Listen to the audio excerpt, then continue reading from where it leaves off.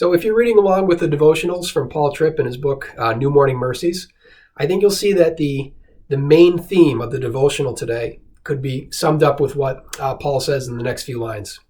He says, it's not a sin to want to understand life. It's not bad to embark on a quest to know. But Paul says you better not go there looking for peace of heart. Now, he says this because some things we are meant to know about life. Some things we're meant to understand, and some things we are not meant to understand. Now, King David, he knew this. He said in Psalm 131, he says, I do not occupy myself with things too great and too marvelous for me. Now, keep in mind, this is the king talking. The king. He's somebody with the responsibility of leading a nation. He had to know things. Now, his need for understanding, it's far greater than ours. And I don't think anybody watching this video can relate to the pressures that King David was under. And yet in the next verse, David tells us about the condition of his heart. He says, I have calmed and quieted my soul.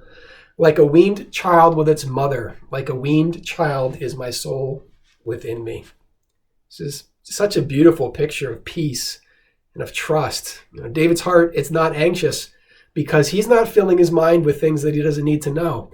Now, instead, he's like a trusting child beside his mother. He's at peace because he knows that somebody greater than him and somebody that loves him has it all figured out. Now, David, of course, he's using an illustration, an analogy. His mom is not the sovereign one in the universe. But David tells us in the next verse who is. He says, O Israel, hope in the Lord from this time forth and forevermore. So we can't understand everything, but we can understand that we are in the loving care of the one who does understand everything. So put your trust in him, put your hope in him, and you will find your rest in him. God bless.